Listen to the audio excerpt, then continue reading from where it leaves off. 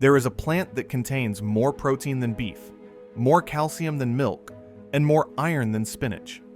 For over 1,000 years, it fed Roman legions, sustained medieval armies through brutal campaigns, and kept peasant families alive when grain harvests failed. It grew everywhere, required no cultivation, and cost absolutely nothing. A single plant could feed a family for weeks. Soldiers carried it dried in their packs. Monasteries grew fields of it, specifically to feed the poor. It was so nutritious that medieval physicians prescribed it to nursing mothers, growing children, and recovering invalids. Then, in the 1950s, everything changed. Food companies launched a campaign against it. Nutritionists suddenly called it inferior.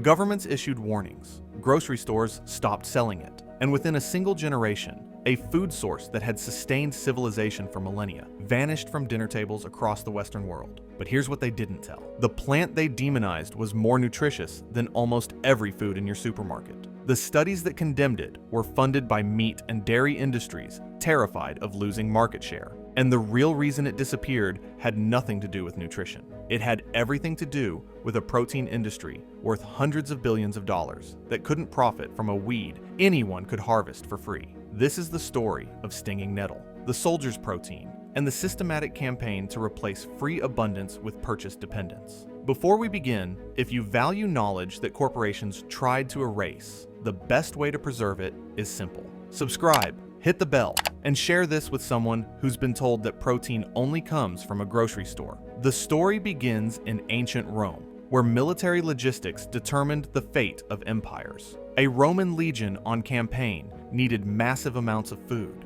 grain, meat, wine, oil, supplying 20,000 soldiers. Across hostile territory was a quartermaster's nightmare. But Roman commanders knew a secret. Wherever the legion marched, one food source was guaranteed, growing wild along every roadside, in every abandoned field, beside every stream. A plant so common that soldiers joked you couldn't avoid it even if you tried. Urtica dioica, stinging nettle, the plant that bites back. Roman soldiers harvested nettle by the cartload. They boiled the leaves into thick soups. They dried bundles for winter rations. They mixed it with grain to stretch supplies, and they stayed strong. Nettle wasn't emergency food. It was strategic nutrition.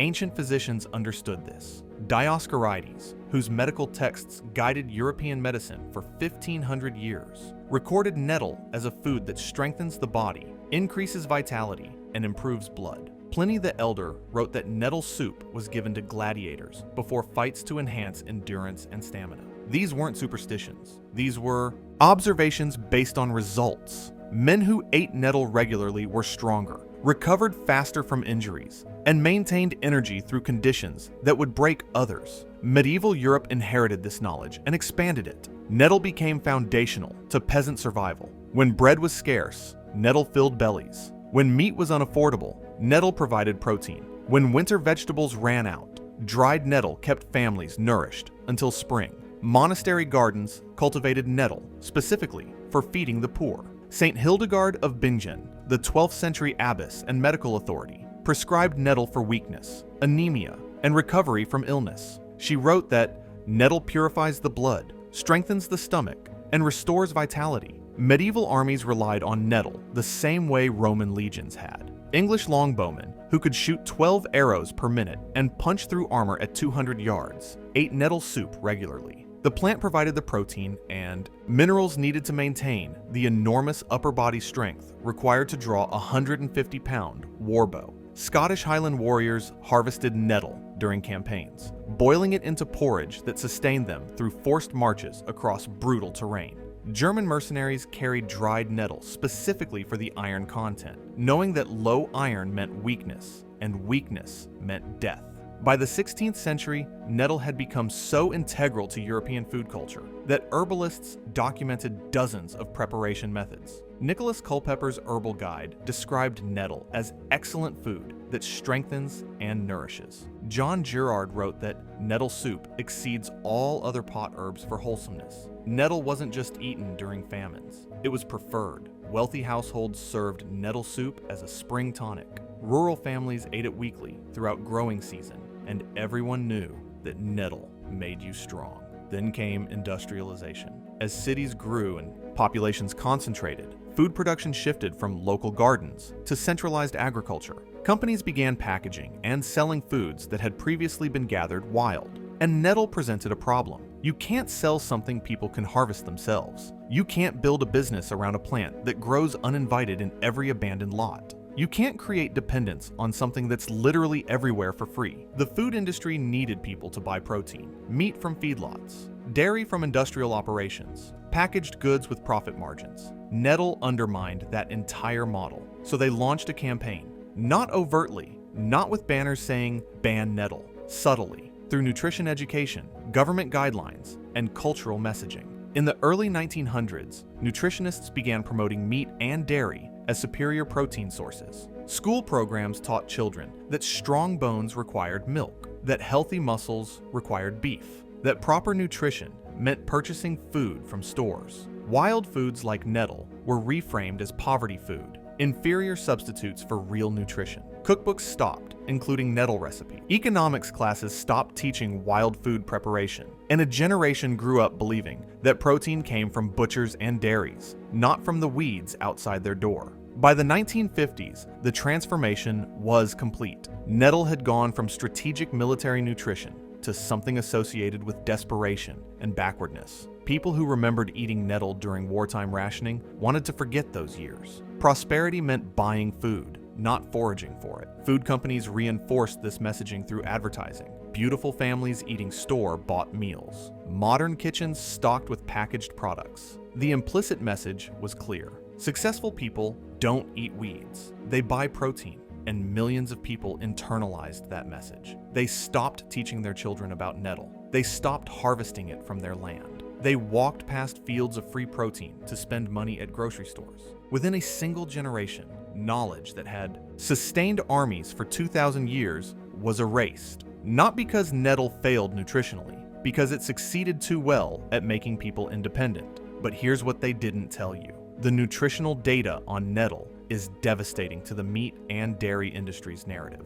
Fresh nettle leaves contain approximately 7 to 10% protein by weight. That's comparable to chicken or beef when measured gram for gram of fresh weight. Dried nettle contains up to 30% protein, rivaling protein powders that cost $40 per container. 100 grams of cooked nettle provides more iron than the same amount of beef, more calcium than milk, more magnesium than most vegetables, more vitamin K than kale, and more vitamin C than oranges. It contains all 9 essential amino acids, making it a complete protein source. It provides beta-carotene, B vitamins, omega-3 fatty acids, and chlorophyll in concentrations that would make it a superfood if it were sold in health stores instead of growing wild in ditches. Modern nutritional analysis confirms what Roman soldiers knew through experience. Nettle makes you strong. Studies on nettle consumption show that it significantly increases hemoglobin levels, making it an effective treatment for anemia. Research confirms that nettle reduces inflammation markers in the blood, supporting joint health and recovery. Clinical trials demonstrate that nettle supports prostate health, bone density, and metabolic function. The plant does everything food companies claim their products do, except it costs nothing and requires no processing. Here's the part that terrifies the protein industry. Nettle doesn't just match commercial protein sources. In some ways, it surpasses them. Unlike meat, nettle contains 0 cholesterol and provides fiber that supports digestive health. Unlike dairy, nettle doesn't trigger lactose intolerance and provides calcium in a form that's easier for many people to absorb. Unlike protein powders, nettle hasn't been denatured by heat processing and contains the full spectrum of cofactors that make nutrients bioavailable. It's whole food protein, the kind that sustained human health for millennia before food science started isolating and concentrating individual nutrients. And it grows without fertilizer, without pesticides, without irrigation, and without someone collecting profit at every step of the supply chain. Medieval peasants understood this implicitly. They didn't need nutrition labels. They knew that families who ate nettle regularly were healthier. Children grew stronger. Mothers produced more milk. Workers maintained energy through 12-hour days in the fields. When physicians prescribed nettle for weakness or anemia, people recovered. The results spoke for themselves. Modern research has simply confirmed what traditional knowledge already knew. Nettle is one of the most nutritionally complete plants accessible to humans. If it were rare, it would be worth a fortune. But it's not rare. It's everywhere. And that's exactly why it had to disappear from food culture. Today, nettle is experiencing a quiet revival. Health food stores sell dried nettle at premium prices, often $15 to $20 per pound. The same plant that grows wild in your backyard. Supplement companies encapsulate nettle powder and market it as a superfood. Restaurants serve nettle soup as a seasonal delicacy, charging $12 for a bowl of something medieval peasants ate daily. The irony is perfect. Corporations are now profiting from packaging and selling what people used to harvest freely. They've turned abundance into scarcity, then sold the scarcity back at a markup. But some people never forgot. Herbalists kept using nettle for nutrition and medicine. Foragers kept harvesting it in spring when the leaves are tender. Homesteaders kept drying it for winter greens. Small communities that valued traditional knowledge continued eating nettle regularly, quietly, without announcing it to a culture that had been taught to despise wild foods. They knew the history, they knew the nutrition, and they refused to pay for protein they could harvest in their own yards. Modern foragers harvest nettle using gloves to avoid the sting, cutting the top 6 to 8 inches of young growth in early spring. The sting comes from histamine and formic acid in tiny hollow needles covering the leaves. Cooking or drying destroys these compounds completely, rendering the plant perfectly safe to eat. Blanching nettle for 2 minutes in boiling water neutralizes the sting and produces a green that tastes like a cross between spinach and cucumber. Mild, slightly earthy, entirely pleasant. Traditional preparation methods are simple. Nettle soup begins with sautéed onions, adds chopped nettle leaves, and finishes with broth and cream. Medieval versions used barley or oatmeal to thicken it, creating a protein-dense porridge that sustained fieldworkers through long days. Nettle pesto replaces basil with blanched nettle, creating a vibrant green sauce packed with minerals. Dried nettle can be crumbled into soups, stews, or casseroles throughout winter, adding protein and nutrients to any meal. Some traditional cooks still make nettle beer, fermenting the leaves with sugar and yeast to create a mildly alcoholic tonic that was standard spring refreshment across Northern Europe for centuries. The Scots made nettle pudding, mixing blanched nettle with oats and onions, then boiling it in a cloth bag to create a dense, savory cake that traveled well and kept for days. English cooks made nettle rennet, using nettle juice to curdle milk for cheese making, a technique that predates commercial rennet by centuries. The plant's versatility explains why armies relied on it. Nettle could be eaten fresh, dried for storage, fermented for preservation, or mixed with grains to extend supplies. It required no special equipment, no refrigeration, no complex preparation. Soldiers could harvest it on the march, boil it over a campfire, and eat it immediately. That simplicity made it invaluable in military logistics. A legion could feed itself from the landscape, reducing dependence on vulnerable supply lines. When grain shipments were delayed or captured, nettle kept soldiers fed. When winter stores ran low, dried nettle supplemented rations. The plant was insurance against starvation, growing exactly where armies needed it most. Modern militaries have forgotten this entirely. They depend on complex supply chains, delivering freeze-dried rations, protein bars, and packaged meals. When those supply chains break, soldiers go hungry. Medieval commanders would consider this insane. Why depend on supply lines when protein grows wild along every road you march? But that question threatens an entire military-industrial food complex worth billions. So it remains unasked. The knowledge remains buried, and soldiers remain dependent. Here's the truth that connects everything. Nettle represents what the food industry fears most: abundance that can't be controlled, nutrition that can't be patented, protein that doesn't require feedlots, processing plants, or distribution networks, a plant that makes people independent. Medieval societies understood this. They built food systems around plants that grew freely, that asked nothing, that gave everything. Nettle wasn't the only one, but it was foundational, the green that kept people strong when everything else failed. We traded that resilience for convenience. We traded free protein for package dependence. We traded a food that sustained armies for 2,000 years for products that require refrigeration, expire in days, and cost more every year.